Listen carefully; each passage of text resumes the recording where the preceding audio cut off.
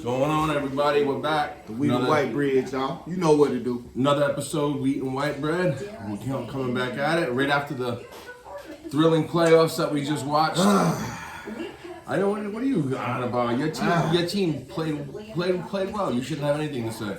Told you we was beating the brakes off the Giants, bro. Well, I didn't pick the Giants to win that game. I wasn't worried about it. I didn't pick the Giants to win. But for all them Cowboy fans, if he was to open this door right here, it looked dead out there. It's like y'all just mourning. And I feel bad because they put it all on. I feel bad because I wanted to see Dallas in the NFC Championship. You're just a San Fran hater. You know what I'm saying? No, I don't hate San Fran. You know what I'm saying? I got good friends who 49ers fans. Shout out my boy B. Harley, man. You know what I'm saying? Shout out my boy, man, Serty Mac, man. I'm looking forward to it this weekend, fella. Riding them 49ers, boy. Let me tell you. Both defenses came to play. We're going to move on to what should be. We'll talk about that game first. So let's just pull up the box score. So I just got a question, White Bread. Yeah. If you Andy Reid and you know your quarterback limping like a mother, would you have made him finish playing the game or pulled him? I think they did the right thing. They sent them to the locker room. They pulled him out of the game. I asked, would you have just made him sit on out though? Depending on what I saw at halftime. Depending on what the player was saying to me and what the doc, I got to take the advice of all. That's what a coach does. Takes the advice of everybody talking to him, and I think after he took the advice of the people that Patrick Mahomes included, they made the decision that he was good enough. But Pat Mahomes, the player gonna always want to play. But it's up to what the doctors say, honestly, because he's a $500 million. Only reason why I asked this, White Bread, is because I don't want no excuse about why or if Kansas City loses. I don't want no excuse about, he on a bum leg. He played the whole game, man. No, he did not. He missed maybe 5-6 minutes of the game because they went into halftime, and when he came back out, he played. Yeah, he played. Yeah, so he missed about 5 minutes plus the halftime intermission. But he played about the Dallas game. Well, I'm speaking just first. We're going to get to the NFC. That was a good game. So you want to talk about the Jaguars and the Chiefs game first? Sunshine. All right, we'll go to the Jaguars and the Chiefs first. Right? Y'all need to tip y'all hat, man. And Coach, you got them boys in the right direction, man. Tennessee and whoever else, the coach, they got problems thinking that they finna run the AFC South. I give y'all credit. I know it was a close game. It was a hard-fought game, too. Yeah. Jacksonville really, they outscored them. They outscored them in the fourth quarter, but, Jacksonville was right there. I think if they had 17-10 at halftime, it was 20-10 at Christian the end of the Kirk quarter. Dropped a couple passes, missed a couple passes, and a couple throws was missed, but for the most part, yeah. I never thought that the Chiefs were in trouble in that game, even after Mahomes got hurt, because Chad Henne came out and did a tremendous job on that drive, made a couple of key throws to keep the drive alive, but they can run the ball, man. When the Chiefs need to run the ball, people used to talk, look, 30 carries, 144 yards for the team, 4.8 yards a carry. I mean, that's efficient football. That's playoff winning football. They did the same thing. So what happened to Buffalo then? Buffalo, we're gonna see the Buffalo game. Let's quickly. I guess we'll go to the Buffalo game next, right? Let's go to the Buffalo game and see this. What happened? Not a very good effort out of the Buffalo Bills. It was either a really bad effort from the Buffalo Bills and a really good effort from the Bengals, or just a combination. I'm looking at one stat that tells it all to me, White Bread. Yeah. 57.3 QBR for Josh Allen versus 76.5 for Joe Burrow. Efficient. Josh Allen didn't have his best game, but neither did the whole offense. I mean, and then you look, 19 carries 3 yards a carry to 34 carries. Well, it wasn't no real balance, man. You can't just sit up here and make Josh Allen throw damn near 50 times. Yeah. Come on, man. Look at this balance. 36 attempts for Joe Burrow, right. 34 right. That's a balanced coaching game. And then you got 42 attempts for Josh Allen and 19 runs. And Josh Allen himself has 8 of those carries, so really just 11 runs without Josh Allen doing something. Coaching, right? That's coaching, right? That's coaching, right? Whether you call play, you call the pass or run, that's coaching, right? Yeah. Okay, I just wanted to make sure. So coaching in Buffalo, tighten it up, baby. When you're only averaging 3 yards a carry, you quickly get away from the run. But you can't give up to the run because y'all was in a competitive game. That was not a competitive game. It was at first, if you ask me. It Even though they was down 14-3. That was not competitive. But you still came back and made it 10-14. It was a competitive game, man, until they scored again when Cincinnati scored. They never got. It was 17-10 at one point, and then it was quickly 24-10, and then it was 27-10. The Bills had nothing. Josh Allen blowed up. That's what I'm saying. How about this? My buddy always talking about the Bills never have to fumble. I mean, we never have to punt.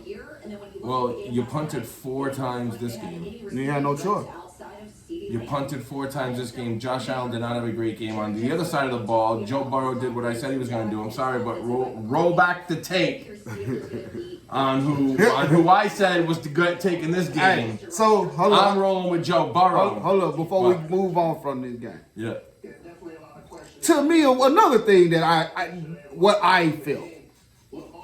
It felt like Buffalo was uncomfortable playing in the snow, and you at home.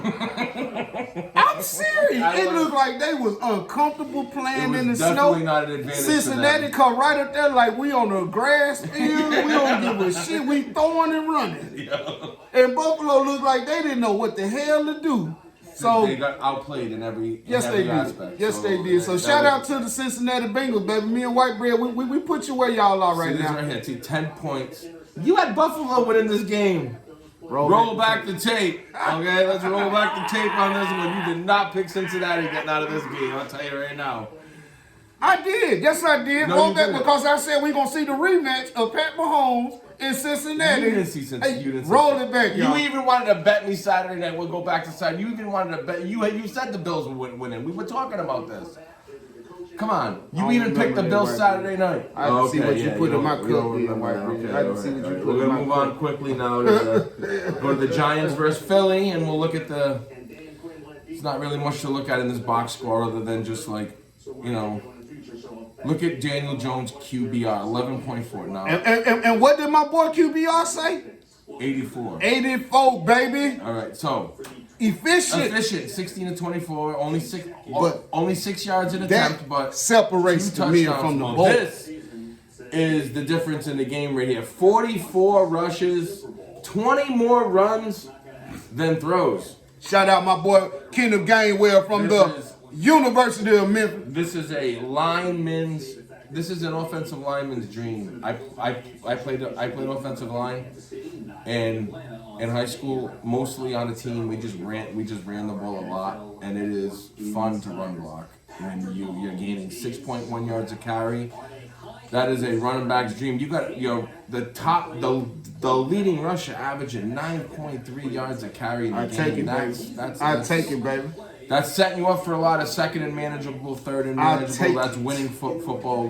I always say this: 1 first down at a time, all the way to the end zone. That's it. 1 first down at a time, all the way to the end zone, and you're winning the game. If you put points on the board, you're gonna win. Look at this: 14-14, and the 28 had nothing at halftime. The game was over at halftime. The Giants shouldn't have even came out in the third quarter.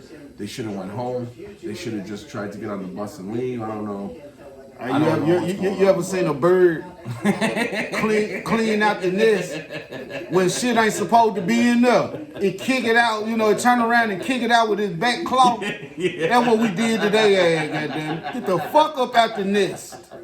Fly Eagles fly, baby. I made a comment to one of my cousins today on Facebook. He's a big Giants fan, and I put up a meme because I fucking hate Bills fans. Well, not hate Bills fans. A couple of Bills fans I like, but a couple of Bills fans that I think, whatever. I want to talk shit to them. So on Facebook, I fucking put up this meme today. The Bills lost by 3 scores to honor DeMar Hamlin.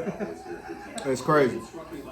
You low down for that. Shout out DeMar Hamlin. I saw you, baby. I didn't say anything about DeMar Hamlin. I said the Bills lost by 3 scores to honor DeMar Hamlin. It's still a low blow, goddammit. No, it's not. I didn't say anything bad. I said the Bills lost to honor DeMar Hamlin. It's a great thing. They honored DeMar Hamlin. Y'all lost by 3. Comes back to in honor of 3, right? Okay. In honor of 3, they lost by 3 scores. So whatever. Hey, I take it. I I hope Ticketmaster gets on them refunds as fast as the Bills Mafia snapped up those tickets in Atlanta. All I'm gonna say is, in the words of Richard Pryor of Harlem Nights, Buffalo, you shot the dice and you lost. He shot the If you had won, we would have paid you. But you lost. And they go for the Giants too. Get your ass up out of here. We see you next season, baby. Yeah, the Giants. You had a good season though. You had just to make it overachieving. Overachieving Giants. I'll tell you what. Because y'all was asking for Daniel Jones to be benched mid-season, and he led you to the playoffs. When you look at 9-7-1, though, I mean,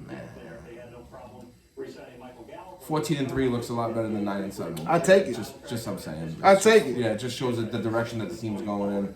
Yeah, they're climbing the ladder, but they might have 1 or 2 more years before they put the season like this up. But if they ever get there, they won't put up 14-3 for a long time, White Bread. That's now where it hurts AJ and Devontae. I think they're in a tough division. Now let's move on, and we're going to talk about the future of one of these teams. The one that's golfing, setting up tee times today. We're going to talk about the future of that team and what our opinion is. But we're moving on to the last game of the weekend. Everyone tuned in last night. Hopefully everyone saw this defensive battle. We talked about this earlier. Both defenses came to win. Both defenses played to win. Look at the stats.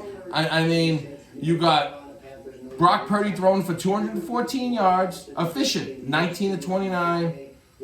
QBR is 50, same as Dak. They had similar games. The rating is a little higher because this says 2 and this says 0. And I don't care what you said. He's speaking of interceptions, y'all. Speaking of INTs. And I said, I believe, roll the tape, that I said the difference in the game was going to be Dak Prescott's going to make that turnover and Brock Purdy's not going to have an INT.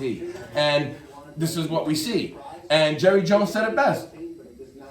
Games like this, when both defenses come to play, the turnovers usually settle the score.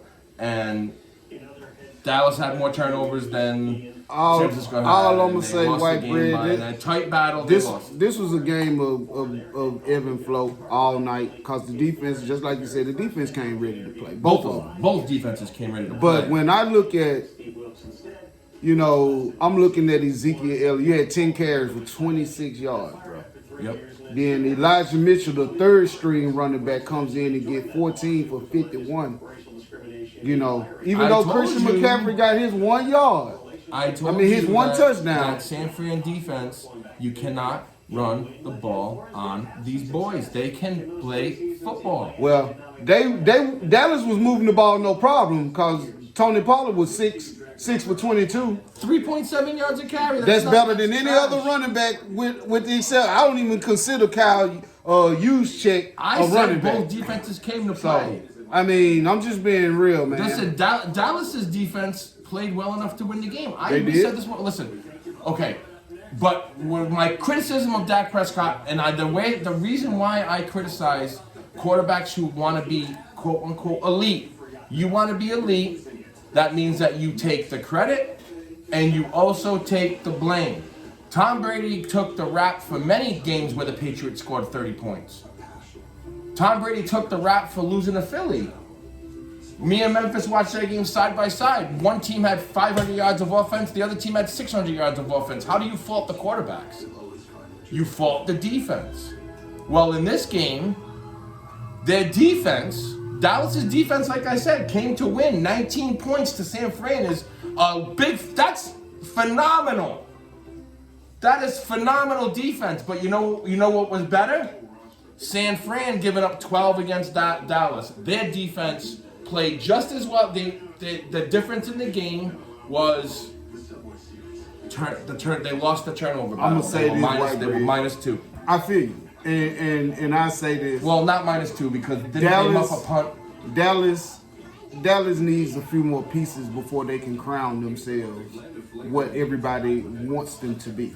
Wait a minute. We're gonna go over the roster right now. You got Dak Prescott, outside of CeeDee Lamb. Hold up. Roster. The only person who showed up was CeeDee Lamb. Schultz had a bonehead play, but T.Y. Hilton is not a big part of their offense. Schultz is the only one that scored a touchdown. Yeah, and he's the only one who blew it at the end of the game, not knowing the rule. Not knowing the rule. Turn your ass upfield and then go out of bounds. All right, well then he just went out like a little bitch. But let's go over there. Their skill. Let's just go over their players. Okay, Dak Prescott. People want to say he's quote unquote elite. Ezekiel Elliott and Tony Pollard, arguably one of the best backfields in the league. Any argument? I mean, we could argue other teams have similar backs, but would you take Tony Pollard and Zeke as Philadelphia Eagles running backs? No. No? No. You wouldn't take those two guys? No. I would take one of them. You're going to take Tony Pollard? I would take Tony Pollard. I'm not an Ezekiel Elliott fan either, but... Ever since, to all my Cowboy fan, ever since y'all paid Zeke, and you go back and look at the from the year he got his big contract up until now, he's done nothing. Nope. Then you got CeeDee Lamb. They got Michael Gallup. Trash. T.Y. Hilton. Did Dalton Schultz. Yeah. Then you got Noah Brown. Hold up, go back up. Noah Brown, because he's the only other person who was catching passes for the most most part. Catches. I mean, but it wasn't a good. CeeDee Lamb had about 60% of the total passing yards. So right. I mean, it wasn't a great game for either team. I mean, look at Kittle, 5 for 95. That's not great. That's a good game, but he got first downs. Deebo Samuel, 4 for 45. No one had a great game. This was a defensive game that came down to whatever team, just like a lot of Super Bowls come down to. Brady, the one you keep throwing Brady in it. Brady ain't got shit to do with this season. I'm talking about how elite quarterbacks get judged. This is I started the conversation of why I'm criticizing Dak Prescott for the loss. But you can't compare Brady. The same way I criticize Josh Allen. I'm saying elite QBs and the ones that take heat for a loss. Okay. Patrick Mahomes took heat for losing against Cincinnati last year. But it wasn't just him. The defense took a lot of heat too. Right. But he scored enough points to win. Just like the Super Bowl that I fought Tom Brady for is the one they lost the perfect season to. Why? Because you only scored 17 What's the points. the kickoff return dude named Turpin for Dallas? Yeah. I believe if he had scored that damn touchdown when he had that big run back, before you let the kicker, I don't know if he tried to hit circle up on the joystick and do a spin move. Yep. Your ass should have cut back in because it was wide open and you was gone. Yep. But I don't know. Who are we? We just watched the game like everybody else. The game was very, very close. Now, what do you think the future is with Dak Prescott? You think Jerry Jones is they better not let Dak Prescott go. If they do, they through. You think if they let him go, they're done. You think anybody would trade for him? You think they could get a lot of draft capital for him? You damn right. Let Dak Prescott go to the Raiders. And like Michael Irvin said, see what he looked like with a real number one. Because everybody got to remember. Number one. Hold on. I'll tell you what the playmaker said this morning on First Take. CeeDee Lamb was the number 2 wide receiver on their team at first. Because Amari Cooper was the number 1. He said, we've been trying to make CeeDee Lamb a number 1. We've been trying to make a 2 or 1. He said, just like when they was trying to make a comparison with Philly and Dallas. Hold on. You don't think we got 2 number 32 wideout? I didn't say he wasn't a top wide out. He's not been a number 1 his whole career. No. The last 2 seasons. You wasn't a number 1 when Cooper was there. I don't even know if he was there when Amari Cooper been gone for 1 season.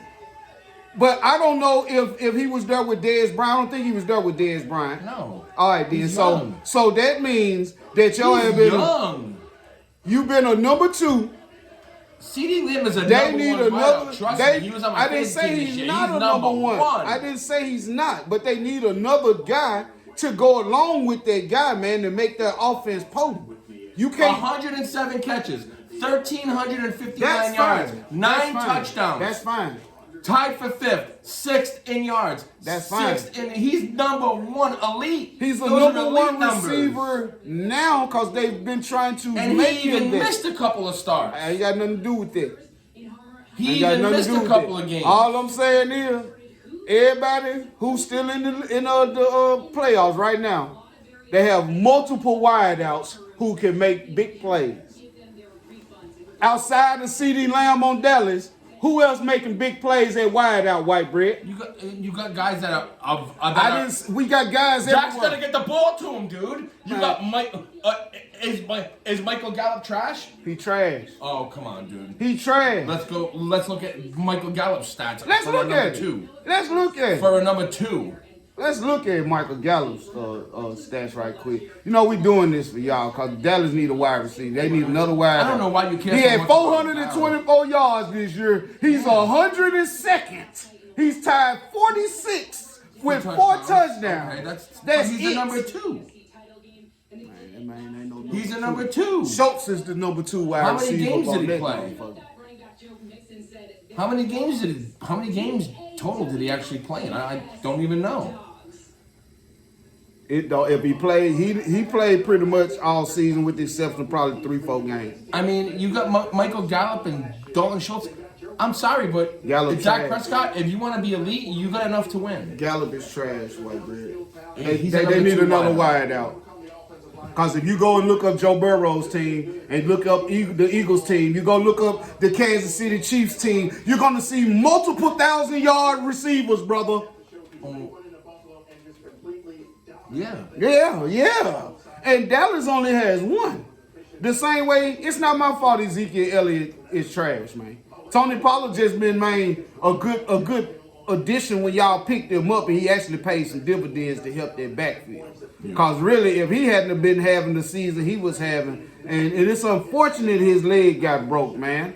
You know, because I believe Dallas probably would have been a little more competitive in that game with Tony Pollard. But I believe, the best team won yesterday. But I still believe that they need another piece to go along with CD, and then they'll be right up there with everybody else like us.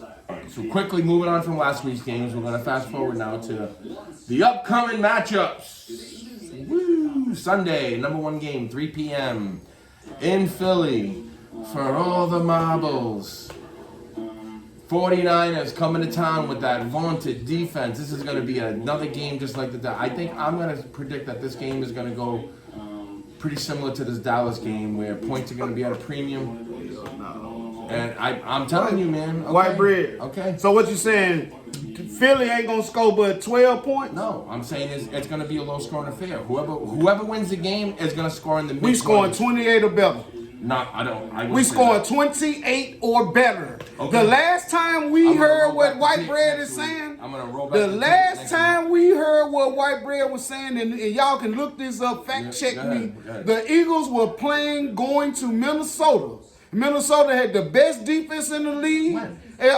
On our road in 2017, on our road to the Super Bowl, we went into Minnesota to the best defense in the league. Stuck there. Look it up, White Bread. Minnesota's never. You got the computer in front of you. You know what to do whenever you're ready. You know what to do whenever you're ready. They have had the best defense before, White Bread. When? I just told you 2017. Minnesota. So at the end of the day, I'm not taking nothing from the 49ers. I'm looking forward to the game. It should be a great game. Right now. But we're going to handle the big. Minnesota was number 1, White Bread. I'm not worried about no number 1 defense, man. We putting foot up their ass, bro. That's what happened. We put a claw up their ass. You won a close game, 29-24. I take that. Hold on.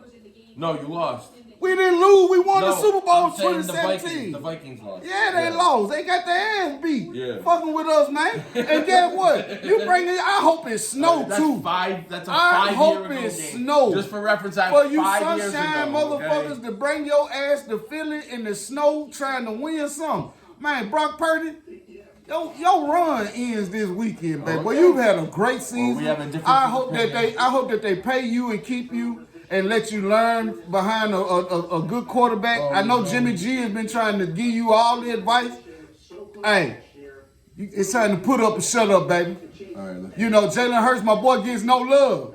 But for you my MVP, baby. You want to talk like that perfectly? Y'all act. Hold up, white bread. Before you go, y'all act like we hadn't been the best damn team all damn season this season. Arguably the 49ers are right there with you. The record don't say it. I don't They give have a damn. one game off. You lost. One game off. Well, don't worry. We're gonna put another one. One up. game off, and they're on their third quarterback of the season. Hey, we had Minshew. They lost one less game than you, and they're on their third stringer. Ain't got nothing to do with that. You couldn't win a game without Jalen Hurts. You guys lost them all. Hey, I ain't got nothing to do with that, bro. San Fran has one less loss than you. They're on their third quarterback. You trying to convince me to say what? I'm not convinced you to say nothing. I'm saying it rolls right into my prediction. You want to bring up playoff matchups of the past that I love to watch. We talking about this Sunday. That's what I'm talking about this Sunday too. Let me finish. I just let you go on your spiel. You talking about going to the great past, Philly white is. I am man? going to the past. For my prediction. My prediction was Saturday night. I even said it. What did I say? 1987 Super Bowl rematch. Cincinnati, San Francisco. It'll never happen. And I'm telling you right now, I might be wrong. Next week you might be saying roll the tape. Roll the tape. But I'm taking San Francisco in a tight game, and I'm saying that I'm saying that the final score is gonna be somewhere in the neighborhood of 24-21. 24 to maybe even 23. It's going to be that close of a game. I think San Fran's defense is going to have their hands full. Maybe the best team they've played all season. Jalen Hurts is a different type of player. I think he was in the lead. He was in the running for MVP. Not taking anything away from Philly. I just think San Fran's playing a different type of football right now. Dallas was hot coming into San Fran. And San Fran's defense knocked the wheels right off that bus. We ain't 12 Dallas, points. baby. I know you guys aren't Dallas, but you and Dallas. We ain't Dallas. Played tight we games. ain't Dallas. We ain't Seattle. No, you we guys ain't are none Philly. of them other teams. You guys are Philly. Yeah. So I'm gonna see it. Memphis is picking now. I'll go first in the AFC because I already told you I want the San Fran versus the Bengals. So I'm taking Joe Burrow in this game. As much as I don't want to take him over Mahomes, Mahomes is going to be not 100%. There's no way. He has a high ankle sprain. I don't care what he says. That's a 4 to 6 week injury for most players, not a 4 to 6 day injury. And I don't know how Patrick Mahomes thinks he's going to turn days, literally a day, into a week. But I'm sure they're looking at every kind of treatment and therapy that they could possibly give him to make his ankle feel better. But biology's biology, and the body heals only a certain amount of time. And like my cousin Vinny, you expect us to believe that water soaked into a grit faster on your stove than on any face on the face of the earth. Patrick Mahomes, you expect us to believe that your ankle is going to heal. I'm going to say this. 6 times faster than any other player on the face of the earth. I know you taking Joe Burrow, and ain't nothing wrong with that. Yep. And I'm going to say this right here. The only reason I'm going to not take Joe Burrow in this game is because of Coach Reed. Because Andy Reid, I can't go against the grain because I know he's a great coach. 100. This is like a microcosm of our relationship. I'm on one side of the board, and he's on. I got San Fran versus Cincinnati, and he's leaning like he's gonna have the Eagles versus the Chiefs. Philly and KC, cheesesteak versus the brisket. Yeah. We're gonna roll back the tape next week. I swear to God, we're gonna roll back the tape. Philly and KC, and let's see if we can make a masterpiece. All right. And then we'll have more predictions next week. We're gonna quickly move into our social segment. My boy brought up a news story to me that he wanted to talk about, and I 100% agree. We're gonna talk about this story out of Memphis. Unfortunately, this young man was, and I have a personal story. Before we're gonna get into the story, but my wife's cousin. Well, hold up before you go. Since you spoke about it, his name is Tyree Nichols. Come on back. His name is Tyree Nichols. So, hey, from the Wheat and White Bread, we mourn with you, and we want to say that we love you all. Hey, and we want justice to be done. Go ahead. To be done. But my wife's cousin, we had a very similar thing happen to my wife's cousin. Her cousin Leo was schizophrenic. He had mental problems, and sometimes when he wouldn't take his meds, he would go into like some kind of like a psychotic, like Would he get aggressive? episode where his parents would have to call the police. Did he get aggressive? And I guess he got aggressive, but he went outside and he had a knife on him. And there was 4 or 5 cops, and his sister was there. And I talked to his sister at the services because he passed away. But unfortunately, he was beaten to death. Seems like in a similar episode that would happen to this man, where even his sister got thrown over the fence by one of the cops because she tried to stop it. Yeah, it was bad. What? Marilyn's cousin. This is Marilyn's first cousin, Leo. I had to go to his funeral. His mother was heartbroken, but he had a psychotic episode. And the police, in my opinion, I mean, I can't. But excessive force was used. He died from blunt force trauma. I mean, head injuries, the whole nine. He was beaten to death by these cops. Very similar to what I'm seeing here, with these 5 officers. All of them black. All black individuals. Tadarius Bean, Demetrius Haley, Emmett Martin III, Desmond Mills Jr., and Justin Smith were involved in the January 7th arrest of Tyree Nichols, 29, who was black. Memphis police conducted internal investigations, arrested Nichols, who died 3 days later, and the discipline came close. They fired them all. They're supposed to release the footage today. We got to see the body footage. This is obviously a developing But they're supposed story. to release it today. The mayor, Jim Strickland, said in a press conference that they wanted to do it the right way because, hey, No, my city is crazy, man. Just to remind everybody, But it's fucked up. this is a very, I had a close story, but this Wheat Bread, it grew up in Memphis, so this is a very, he knows people there. He knows the vibe on the streets there, and I'm telling you, it's fucked up. It's fucked up, and it's there's some very backward shit still happening there. Because you know why, White Bread? Because the people want revenge, and I'm here to say this. You still got good cops on the force. I don't know what the total amount of Memphis Police Department employees are, officers, but that's 5 out of, I'm sure, damn near 1,000. Probably. At least 1,000. Memphis is a huge city. Yeah. So I mean, at least 1,000. It's always a small employed. percentage that puts a bad name on fucking everybody. But it's always 20%. what really hits home for everybody down there is the fact that you got white cops who have committed atrocities, and people go hard on those white officers because they look at it as a race thing. Yeah. And so when the black officers, What do you think they motivated can't these believe, guys to do what they do? I honestly believe that Mr. Nichols, and I'm just assuming, for them to even be that aggressive to want to do something like that, he must have said something to hurt somebody's feelings. Well, this is what they He said. didn't cuss their ass out. He was stopped this is the report. This is what the news that we have so far. Nichols was arrested after officers stopped him for reckless driving, police said. There was a confrontation when the officers approached the driver, and he ran before he was confronted again by the pursuing officers who arrested him. They caught him a couple blocks over, which probably was on Crumpler. He complained of shortness of breath and was hospitalized. Officials said a cause of death has not yet been determined. Relatives said the officers who pulled over Nichols were in an unmarked vehicle and had experienced cardiac arrest and kidney failure from the officers beating him. Memphis Chief of Police Cyrilin C.J. Davis and Mayor Jim Strickland said video footage of the arrest will be released after the police department's investigation is completed and the family can review it. City's planning some meetings. They want to get to the answers. The first step towards achieving justice for Tyree and his family, they must be held accountable for robbing this man of his life and his son of a father. This is a statement from the family.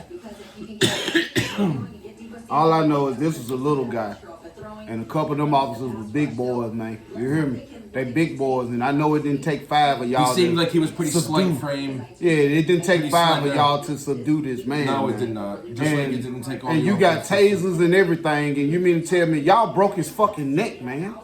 They broke his fucking neck. Well, we gotta let's wait for the autopsy. No, this is already proven. Okay. When he was laid up like that, they broke his fucking neck. He looked worse than Rodney King did when Rodney King took a beating. I'm just being real, and that come from some brothers' hand. So, you don't get no sympathy from me, fellas. Because y'all could have handled that a whole different way, baby. Yeah, we both been saying this for a long time.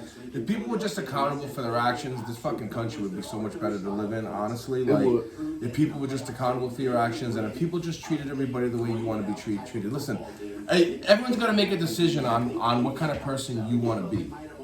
All right. Good point. Are you proud? The people who you hold dearest to your heart. Everyone's got a person who they hold nearest and dearest to their heart. Right. Whenever you do something in life, ask yourself, would they be proud of me if they knew I did this? Mm-hmm. And that might make you make a decision that could cause a positive change. You're right. You're right. At some point, you got to hold yourself accountable. And everybody knows. Some people don't say I don't have a boss. They work for themselves. They're like, right. I do a lot of work for myself, but you always have somebody who you are accountable to. That's right. All right. Everybody has somebody. If nothing else, you're accountable to whoever your mama, you believe. To your mama, to your favorite niece, to your best friend at the gym, to somebody. You got to be accountable to somebody and be accountable for your actions and treat people how you want to be treated. When you speak to people in public and you talk to people and you come at people with the same kind of way you would want somebody to come at your mother, your daughter, your sister, you, your dad. Treat people how you want to be treated. And this world, we might be able to turn something around here and actually be able to talk about things the way that me and this dude talk about things, because this is healthy. You need to be able to see the other side of the coin on things. That's the purpose and of be able this to show. take it for what it is, and maybe it'll change your opinion on things when you see it from a different side. You see it from a different angle. You take someone's life experience into account. That's a great point, It could change. That's it a could great change point, the way you look at people. You know what I mean? And if you don't know a person's story, that's the purpose of opening up dialogue, to get to know. Get to know. Because people. we all, it's easy to assume. Yep. I can assume it's gonna rain. I could assume that white bread's gonna hit the lottery this weekend. I'm just saying. Well, I'll tell you what, if I did hit the lottery, there would be one thing that would be benefiting from that. It's going to be the Maryland Arena Foundation, which I'd be remiss not to mention while we were on this podcast. It's a great foundation that started. I actually have a board meeting tonight. We're going to take care of these two women's bills from their specifically from their doctor's office. It makes it really go to the website and check it out, y'all. Go to the website, the MarylandArenaFoundation.org. Our main goal right now, our main mission is to provide medical debt reimbursement from the last year. So we can do that. It's easy record keeping for us. We do outreach to oncologists offices in the Charlotte area. If anybody sees this video and you know somebody who's in the Charlotte area, stage 4 breast cancer, that's what we're specifically targeting now. Hopefully in the future we have proper funding where I can help other people dealing with other terminal type diseases. Nobody should go bankrupt because they got sick. That's right. All right, and then that's what I'm trying to help people out. And even the little money that I can give them, it'll pay for something. Something better than that. Something. Go on a weekend trip. We offer a boating club on the weekends during the summertime. Take people out on the boat, let them get a life experience, make some memories with their family. That's what life's all about. That's it. When it comes down to it, and you're laying in your fucking bed and you're about to die, I would imagine that all you have is your memories to look back on, and you just cherish your memories until it's over, until the lights turn out. And that's what the foundation's about, trying to provide some memories, trying to make it so people can actually afford to go on a trip. I get you. And shout out. So and I'd be remiss to have to ask this question since we on our politics side now. Oh shit, okay. So White Bread, I got a question. Yeah. They found some more classified documents at Joe Biden's home. About it. Hold up, some more. Yeah. And we ain't just talking about the ones that they had discovered when we did. They found some more classifieds when he was vice president that the guy said he should not have had. Yeah. So what you think going on with JB? I don't know. investigate it. They elected a special counsel. Listen, I don't pass it. Listen, I haven't even passed judgment on what I think about Donald Trump and like the January 6th because they haven't said all the stuff yet. We haven't had all he hasn't gone to trial yet. Roll the tape. Yeah, no, I think he's guilty, and I think if Biden did something wrong, if they investigate and he had like sensitive documents out there, then he should be treated like I would and just like you would. I've been saying this for fucking the whole time. So impeach his ass if he found to be doing something wrong. That's not an impeachable offense, though. He didn't do it while he was president. They said he wasn't supposed to have had Doesn't any matter. of the documents. It happened before he was president. That wouldn't happen. He was vice president. Jay. Listen, to be impeached while you're president, you need to do an act while you're in. But they just discovered these while he's the president, so that doesn't apply to him. It didn't happen while he was president. Okay. I just wanted to know. Yeah, I mean, when were the documents placed in these garages? After Obama left office. We the people just wanted to know your thoughts. We're gonna wait. What do you think? We're gonna wait. What do you think should happen? Man, they ought to get his ass up out of there, and all the rest of them who got classified documents. Cause I'm gonna say this. What do you think they should do? Hold up. I'm gonna say this because I had a guy the other day when I was going to pick up some food, and we were talking about this, and he made probably one of the greatest points, and he said all of them have secret and classified information because it's so much dirt going on in the government itself. Everybody's trying to make sure that they keep something on somebody.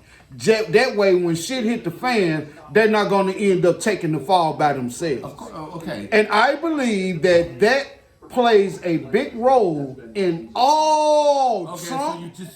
Trump, yep. Biden, yep. Obama, Nancy Pelosi. You can't. All of them got classified information. But they haven't been caught yet with classified. They haven't been caught, so this is allegedly. We're talking about Trump and Biden. Trump and Biden are the. I done already rolled it. What I tell y'all? If they guilty, both of their ass need to be thrown under the jail. Well, because we don't know what the purpose of having these classified documents, what the documents were speaking of. First of all, if there's any charges to come on Joe Biden, they're going to come the day after he gets out of office. You can't charge a sitting president with. But y'all were saying charge Donald Trump while he was in office. No, they couldn't. That's why. Listen, the Mueller report came out, and in the Mueller report, he said the only reason why I'm not recommending charges against Donald Trump is because you can't. It's against the Constitution to press charges on a sitting president. So if any charges are coming for Joe Biden, they're going to come the day after he gets out of office. Donald Trump's not sitting in any office right now. He's sitting in his own office at Mar-a-Lago. So if you want to throw Joe Biden in jail for taking home some classified documents, and then once his own lawyers found them, turn them over, what do you want to happen to Donald Trump when he famously took the stuff? This is where he hold on. disagree. You didn't even let me finish. What do you want? You're going on and on, though. No, I'm not. I'm saying, you let me finish my question. What do you think should happen? You already know what I think. I'm asking you your opinion. What should happen to Donald Trump with the documents that he took, was asked for back multiple times, didn't turn them back. They had to get a subpoena and send the FBI down there on the DL to search his house and get them all back because his lawyers said that they were already gone and they weren't. They didn't. The National Archives is like, we're still missing stuff. Y'all are acting like Donald Trump broke the law when he first got the classified document. The man was the damn president. He could declassify everything that he wanted. Look it up. I'm looking at it right now. Yes, he can, but there's a process. I did. He didn't follow the process. If he declassified it and had the information, he didn't declassify it. Well, how else did he get it to bring to Mar-a-Lago? He just took it. Oh, okay. So they weren't declassified at the time that he took it. They were still classified when they took them back. Okay. That's where we're going to disagree. No, we're not going to disagree. That's what happened. Hold up. Joe Biden has had 3 of his properties raided. 2 of them had classified documents that, not me saying this, white bread. These are other members of the parliament and the government saying that. We don't have a parliament here. We don't have a power. I'm throwing the title out there for people to understand. Only those up there.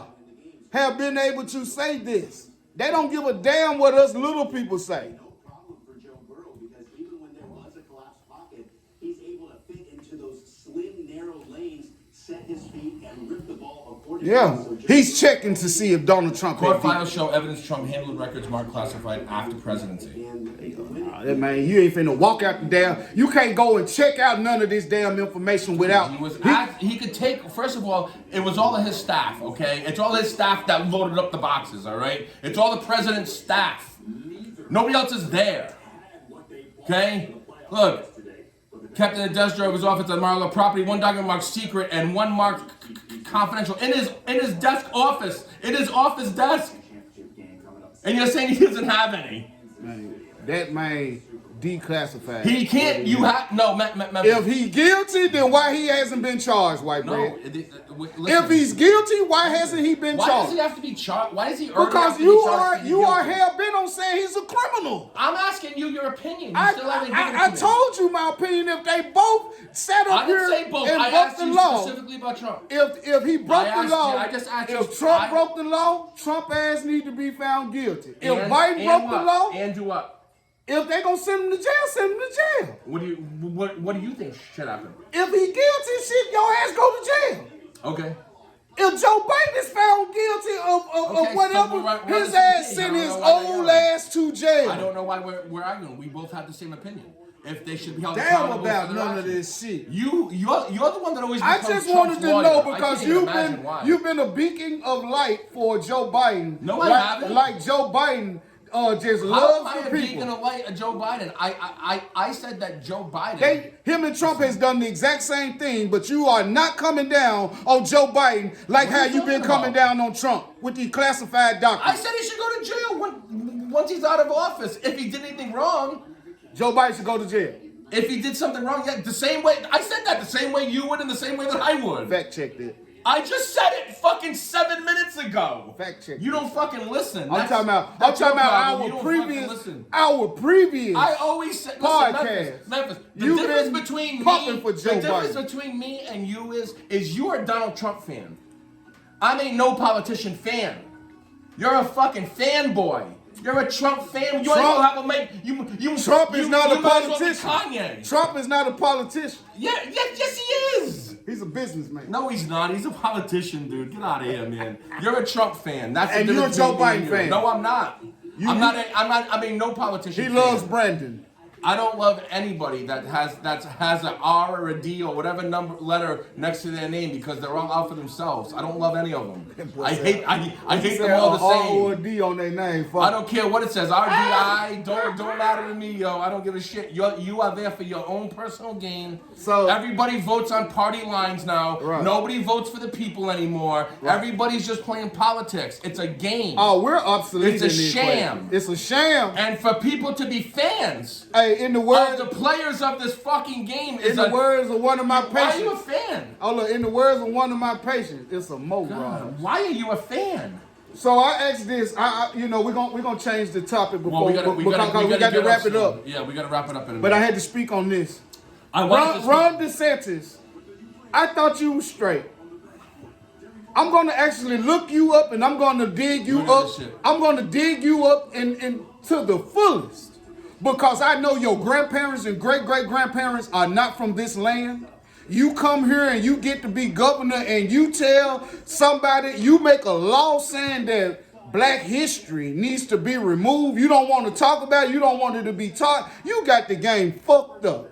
You been doing this shit. You got the game fucked up. This guy has been a fucking You a piece of trash, bro. You a piece of trash. And to me, if your family is really not from this land, you don't have the right to tell black people what's going on or what they can be heard or what to be taught. You don't even need to be governing over us if that's the case. Because if we amount that much to you, when you want to try to overlook all of the history that comes with people who look like you against people who look like me, fuck you, Ron DeSantis. And I said it.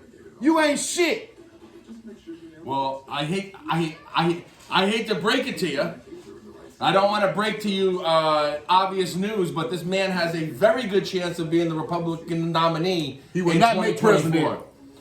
He has a very good chance. He will not be their nominee, bro. Yes, he will. He won't. You want to know why, Meth? He won't. I've been saying, listen.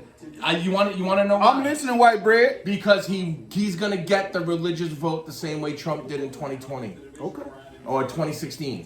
2016. I apologize. I'm gonna say this: any Ron Republican. DeSantis has been pandering Hold to up. religious fucking. Hold up. Any Republican Fuck Ron nominee. DeSantis. Any Republican nominee that expects to become president, you're gonna need Donald Trump's blessing. I don't give a fuck who you are. And people can sit up here and act like it doesn't apply. That's why if they got Obama coming out of the woodwork campaigning for the Democrats, they gonna have Donald Trump campaigning. Hold on. Watch the Hold on. Ready, Hold on. I'm because we got about 10 more minutes. All right. I'm listening. We do have about 10 more minutes. Okay. Ron DeSantis, look at the policies that he's been passing in Florida. He used the government to attack Disney World. Why? Because it pandered to the religious people when Disney went against the Don't Say Gay bill. He made the Don't Say Gay bill. Why? Pandering to the religious people. He made African American studies. Hey, this is bad. This is bad. Bad news. CRT. Bad. Boo! Well, I'm gonna say this. Hold up. I'm not done yet. I want to stop you right there where you just stopped there. I want to stop you. I just said this on the way over here to come shoot this podcast. If that's how you feel down there in Florida, then that means you motherfuckers don't even supposed to even use the Martin Luther King holiday. Your bank should be open. Juneteenth, everything's supposed to be open. Yep. Motherfucker, you don't get to use nothing to be able to get paid free motherfucking money that's going for something that's talking about my people. Fuck you, Ron DeSantis. And if you do run for president, I'm going to make sure that I speak my part on your behalf to tell the people why you ain't shit and why they need to get a real fucking president up in there versus you. And that's on my mama. Well, I'm through, white bread. I'll tell you what, that's the one way when we're going to end this podcast right now with that, because I think we both feel the same way. I think we both said, fuck you, Ron DeSantis. Fuck you, right Ron at the DeSantis. Screen. Multiple times. I've been saying this for a while. He uses. Give me Ted Cruz or Destiny. I vote Ted. Oh, Jesus. Why can't they get a qualified candidate? Hey, fucking white bread. Give me Ted Cruz. Ted Cruz ain't qualified. We're going to talk about it next time. We the white